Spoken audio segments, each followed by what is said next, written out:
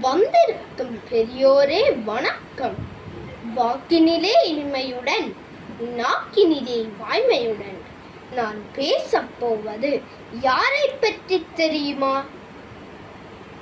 முரட்டு மீசைக்காரன், முண்டாசு கவியரசன், மிடுக்கு நடையழகோன், மிகுந்த நெஞ்சுரத்தோன், சுப்பையா என்கின்ற சுப்பிரமணியன் பாரதியார்.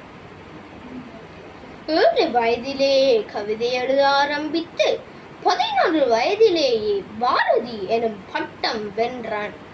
நம் வீரக்கவிஞன் சுப்பிரமணியன் 1882 ஆண்டு பிறந்து 1921 ஆண்டு மறைந்து 39 வருடங்கள் மட்டுமே வாழ்ந்தாலும் அவனது பேனா பதித்த வரிகள் மறைக்கப்படவோ மறக்கப்படவோ முடியாதவை.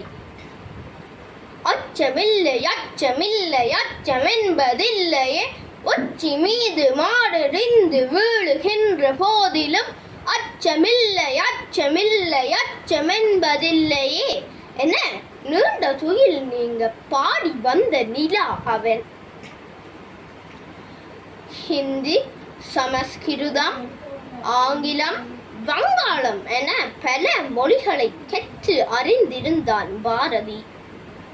ஆனாலும் யாம் அறிந்த மொழிகளிலே தமிழ் மொழி போல் இனிதாவது எங்கும் காணோம் என தமிழுக்கு மகுடம் சூட்டினான்.